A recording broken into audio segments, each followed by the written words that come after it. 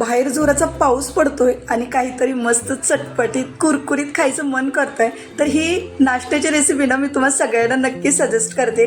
कारण सकाळच्या घाईत जरी म्हणाल ना तर अवघ्या 5 मिनिटात तुम्ही हा नाश्ता बनवून तयार करू शकताय. एवढी साधी आणि सोपी रेसिपी तुमच्याशी शेअर केले. हा ब्रेडपासून मस्त असं चटपटीत नाश्ता लहानांपासून मोठ्यांपर्यंत सगळ्यांना आवडेल एवढं मात्र नक्की. सकाळच्या घाईतही तुम्ही जर नाश्ता करायचं म्हणाल ना तर अगदी झटपट हा तुम्ही नाश्ता बनवून तयार करू शकताय. त्यासाठी या व्हिडिओला अजिबात स्किप न करता व्हिडिओ शेवटपर्यंत बघा. आवडला तर लाईक करा, चॅनलला नवीन असाल तर सबस्क्राईब करायला मात्र विसरू नका. नमस्कार मंडळी, मी प्रियांका आणि तुम्हा सर्वांचं प्रियाज फूडीमध्ये मनापासून स्वागत. चला तर करूया आपल्या या रेसिपीला सुरुवात. तर इथे बघा, सगळ्यात पहिल्यांदा मी असा एक स्क्वेअर शेपमध्ये ना एक डब्बा घेतलेला आहे. म्हणजे हा माझ्याकडे केकचा टीन होता.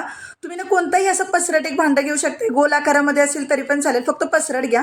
आता याच्यामध्ये 1 कप इतकं आपल्याला बेसनचं पीठ घालायचं आहे. त्यासोबतच ना एक बारीक चिरलेला कांदा घालायचा आहे मध्यम आकाराचा. 1 टोमॅटो घेतलाय मध्यम आकाराचा, त्याच्या बिया काढून घेतलेत आणि बारीक असं चिरून घेतलेला आहे. त्यासोबतच ना मी इथे 1 शिमला मिरची घेतलेली, त्याच्या सुद्धा बारीक अशा बिया काढून घेतल्याने अगदी बारीक असं ना याला चिरून घ्यायचं आहे आपल्याला. त्यासोबतच ना मी इथे ना 2 हिरव्या मिरच्या घेतलेल्या आहेत, त्या सुद्धा अगदी बारीक चिरून घेतलेत. तिखटाचं प्रमाण थोडं कमी करू शकताय लहान मुलं खाणार असतील तर. अर्धा छोटा चमचा इतकी हळद घालायची आणि अर्धा छोटा चमचा इतकी काश्मीरी मिरची पावडर घालायची. शिवाय थोडंसं मीठ घालायचं चवीनुसार. आणि मी इथे ना चाट मसाला घातलेला अर्धा छोटा चमचा, जो आपला मस्त अशा नाश्त्याला ना चटपटीत बनवेल. त्यासोबतच ना थोडीशी कोथिंबीर सुद्धा घालायची. बस इतकं साहित्य आपल्याला घालायचं याच्यामध्ये. आणि आता या सगळ्याला ना आपल्याला व्यवस्थित असं इथे मिक्स करून घ्यायचं आहे. तर आता इथे बघा, तुम्ही म्हणाल की सकाळच्या घाईत 5 मिनिटात कसं नाश्ता बनवून होऊ शकतो. तुमच्याकडे या सगळ्या भाज्या जर घरात असतील ना तर अगदी पटापट चिरून घ्या. रात्री चिरून ठेवल्यात तर सकाळी झटकीपट तुम्ही हा नाश्ता बनवू शकता. मुलांना ज्या आवडतात नाही आवडतात त्या सगळ्या भाज्याच्या तुम्ही घालू शकताय. आता इथे पाणी किती घालायचं ते सगळ्यात महत्त्वाचं आहे. तर इथे बघा, मी ज्या कपने बेसन मोजून घेतलेलं आहे ना त्याच कपने मी इथे पाणी सुद्धा घेतलेलं आहे. पाण्याचं प्रमाण तुम्ही अंदाजे नाही ठेवू शकत. मग जितकं तुम्ही बेसनचं पीठ वापरताय ना त्या मेजरमेंटनुसारच तुम्हाला पाण्याचं प्रमाण घ्यायचं आहे. आता याच्यामध्ये थोडं थोडं पाणी घालत ना आपल्याला याच्यातल्या व्यवस्थित अशा गुठळ्या मोडून घ्यायच्या आहेत. अगोदर बेसनमधल्या गुठळ्या तुम्ही व्यवस्थित मोडून घेतल्या ना की मग तुम्हाला पाण्याचं मेजरमेंट किती ठेवायचं ते मी सगळ्या शेवटी तुम्हाला पुढे सांगतेच. तर आता व्यवस्थित आपण ह्याला इथे मिक्स करून घेऊया. शिवाय बऱ्याच वेळा काय होतं, तुम्ही जर हे मिश्रण जर घट्ट ठेवलं ना तर मग ते ब्रेडला व्यवस्थित लागलं जाणार नाही, एकदम असं चिकटून बसेल आणि कुरकुरीत पाहिजे असं आपला नाश्ता तयार होणार नाही. आणि जास्त जर पातळ केलं ना तर ते मग ब्रेडवरून निघून जाईल. त्यासाठी पाणी अगदी किती घालायचं हे जास्त महत्त्वाचं आहे. तर अगदी अशी मी कन्सिस्टन्सी ठेवलेली आहे. आणि आता हे बघा, अगदी अंदाजे म्हणाल ना तर 1.5 ते 2 चमचे इतकंच पाणी मी पाठीमागे ठेवलेलं आहे. याच्यापेक्षा जास्त पाणी नाही ठेवलं. तुम्ही जर किती प्रमाणात बनवता ना त्याच्यावरती डिपेंड आहे तुम्हाला पाणी किती लागेल. तर आता हे सगळं साहित्य माझं तयार करून झालेलं आहे. आता ह्याला मी थोडंसं बाजूला ठेवून देते. तर आता इथे बघा, मी ना असा एक पॅन घेतलेला आहे. आता तुम्ही हा नाश्ता ना तुमचा कोणताही घरातला तवा असेल ना त्या तव्यावरती तुम्ही मात्र बनवू शकताय बरं का.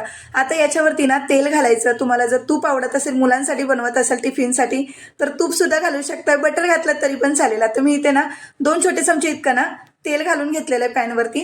तेल आता अगदी व्यवस्थित असं गरम झालं ना की सगळ्यात पहिल्यांदा आपण जे बॅटर घेतलेलं आहे ना बनवून त्याच्यामध्ये ना हा ब्रेड व्यवस्थित असं आपल्याला इथे डिप करून घ्यायचं आहे. तर मी इथे ना आपला जो नॉर्मल ब्रेड असतो ना, व्हाईट ब्रेड, मी तो वापरलेला आहे. तुम्हाला जर व्हीट ब्रेड वापरायचा असेल तो वापरला तरी पण चालेल, काही हरकत नाही आहे. आणि आता ह्याला व्यवस्थित असं आपल्याला ना ह्याच्यामध्ये डिप करून घ्यायचं. आणि आता अगदी सावकाशपणे याला याच्यावरती सोडायचं बरं का, पॅनवरती. नाही तर बऱ्याच वेळा काय होतं, ते सोडता क्षणी ते तुटून जातो. त्यामुळे जास्त अगदीच प्रेशर देऊन त्याला डिप नका करू.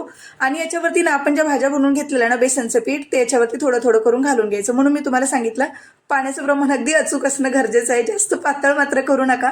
आणि आता ह्याला ना आपल्याला फक्त 1.5 ते पावणे 2 मिनिटं फक्त आपल्याला शेकून घ्यायचं. जास्त वेळ नाही शेकायला लागणार ह्याला. गॅसची फ्लेम लो टू मीडियम ठेवायची. कमीही ठेवू नका आणि फुल तर अजिबातच ठेवू नका. कमी ठेवलं तर मग भाजायला वेळ लागेल आणि जास्त ठेवलं तर करपून जाईल. त्यासाठी लो टू मीडियम फ्लेमवरतीच आपल्याला याला दोन्ही बाजूने भाजून घ्यायचंय. आता ह्याला मी पलटवून घेतलेलं आहे.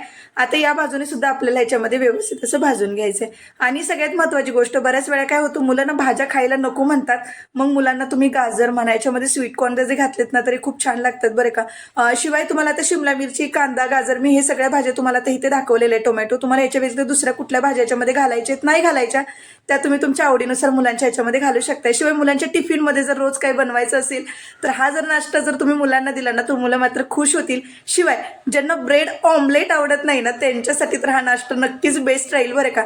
आता ह्याला ना आपल्याला दोन्ही बाजूने ना मस्त असं कुरकुरीत होईपर्यंत भाजायचं आहे. तुम्ही लो टू मीडियम फ्लेमवरती याला भाजणार ना तर ते कुरकुरीत नाही होणार. तर काय करायचं, गॅसची फ्लेम फुल करायची आणि फक्त ना एक 5 ते 10 सेकंदासाठी ना आपल्याला दोन्ही बाजूने ह्याला ना व्यवस्थित असं भाजून घ्यायचंय. जास्त वेळ भाजत बसला तर ते करपून जाईल. फक्त 5 ते 10 मिनिटं 10 सेकंद फक्त भाजा. आणि आता ह्याला मी एका प्लेटमध्ये काढून घेतले. बघू शकता किती छान बनलाय की नाही. सेम आता आपण ना असा दुसरा सुद्धा मी तुम्हाला बनवून दाखवते. आता त्याच्यामध्ये पॅनमध्ये ना परत 1 ते 2 चमचे इतकं छोटंसं चमचा आपल्याला ह्याच्यामध्ये तेल घालून घ्यायचं आहे. परत ब्रेड व्यवस्थित असं आपल्याला ह्याच्यामध्ये ना डीप करून घ्यायचं आहे आणि अगदी सावकाश उचलून आपल्याला ह्याला ह्याच्यामध्ये सोडून घ्यायचं आहे. सोडताना अगोदर गॅसची फ्लेम कमीच ठेवा. सोडल्यानंतर मात्र गॅसची फ्लेम लगेच लो टू मिडियम करा.